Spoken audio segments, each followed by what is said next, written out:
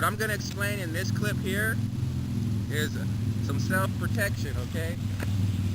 If I have my back faced and my opponent places his arm on my right shoulder, I can turn around and turn into a back fist, nail my opponent in the face. After that, follow-ups could depend because you don't know how your opponent's going to react to the back fist. But more than likely, if it does knock him back, you can go for a side kick from there. You can take a side kick, okay? Now, also note that when you do the back fist, go ahead, place your hand there for me real quick. You don't just turn around and back fist him like this. Look what position it leaves me in. I'm off balance. Give me a little push. I'm off balance. You see that? Okay. Not only am I off balance, the blow might not hurt him as much. So go ahead, put your hand right there again. So if I just simply, he grabs me like this and I simply just give him a back fist like that, yeah, that might hurt him. But if it doesn't hurt him, I'm off balance. Even a simple push, go ahead, knocks me off balance, okay? Now, check this out. Okay, so when he puts his hand on my shoulder right here, what I want to do is, yes, I do want to do a back fist. And always hand before foot, okay? So when he has his hand on my shoulder right here, I also want to use my hips, okay? I want to use my hips, but what I also want to do is I want to take a little step back, okay? This gives me better balance, and also it enables me to use my hips a little bit more as I throw the back fist, okay? So I'm going to demonstrate that, and then I'm going to add the side kick in after that and show you guys how that would work out, okay? And also note, like I said again with the back fist, when he places his hands right here on my shoulder, I want to move my hand first before anything, okay? And then, you know, the step, okay, go ahead, put your hand right there. I want to move my hand first before anything. So what I want to do is, I want to move my hand first and then throw the back fist. Do you see the power difference now? Versus, go ahead, right here, versus just arm, okay? So now let's go ahead and get into the actual technique. So say that I'm facing this way, and he places his hand right on my shoulder right there. This is the actual back fist from here, from there, bam!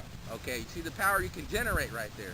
You're using your hips, and I also took a little bit of a step, all right, to give me some more balance, okay? Because if I just stand there and do it, I'm off balance, like I just explained to you again.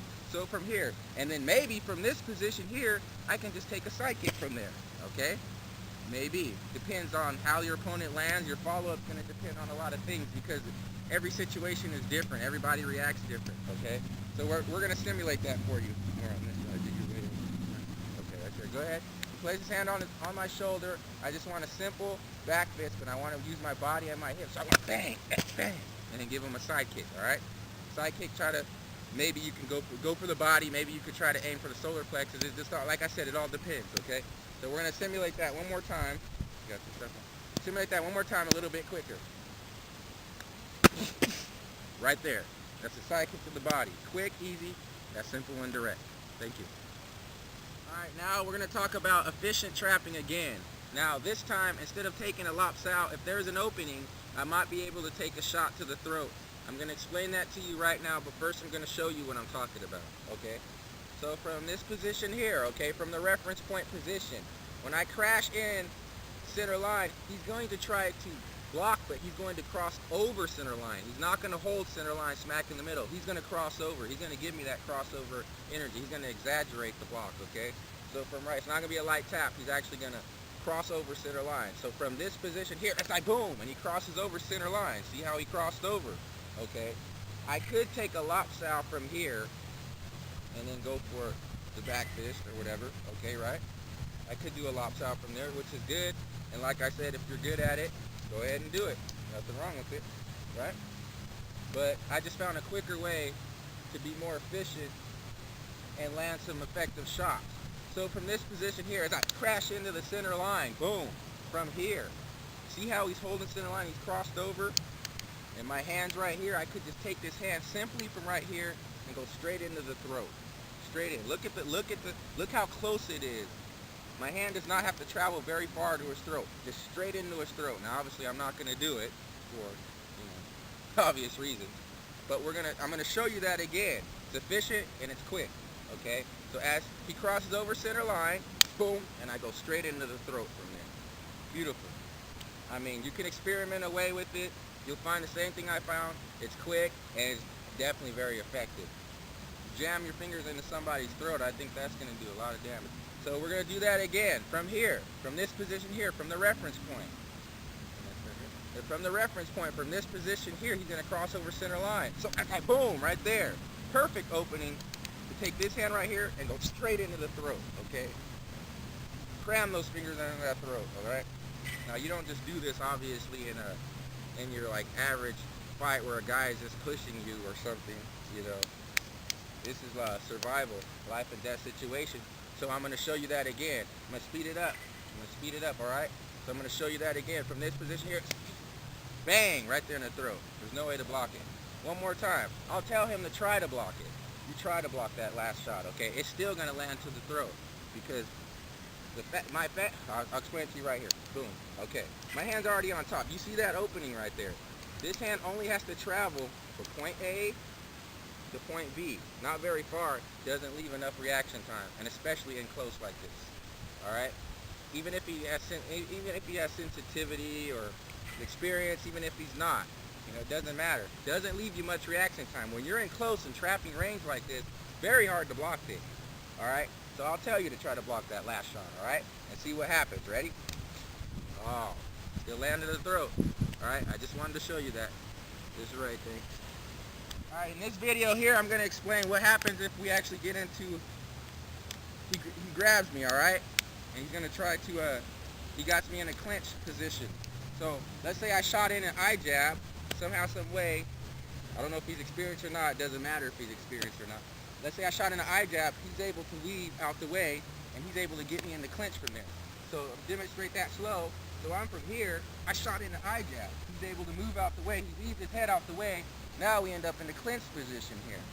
The first thing I want to do is I don't want to wrestle with the guy, okay? I don't know if he's stronger, and he could be bigger than me.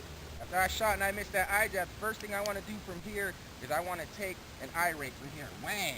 And then from there, obviously, you can see the knee to the groin from there, okay? So we're going to demonstrate this technique again too. All right, so basically, he's in that position there. All right, let's say I shot in an eye jab. He misses, and that's the clinch position right there.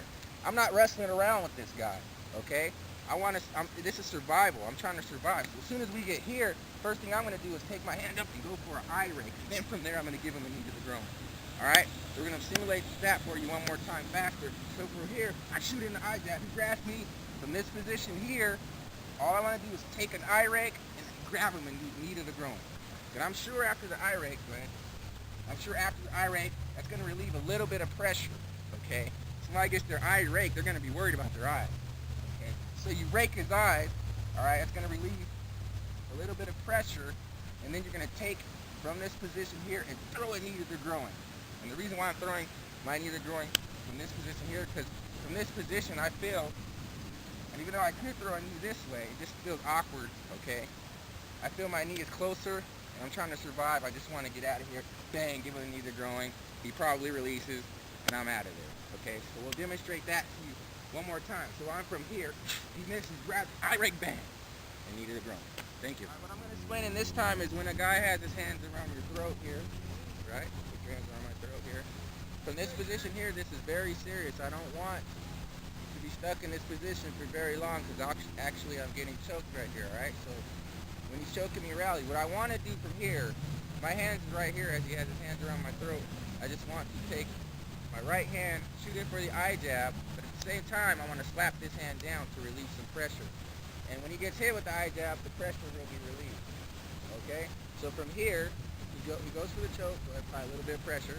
I'm actually going to let him do an actual choke so I can simulate it for you guys, okay?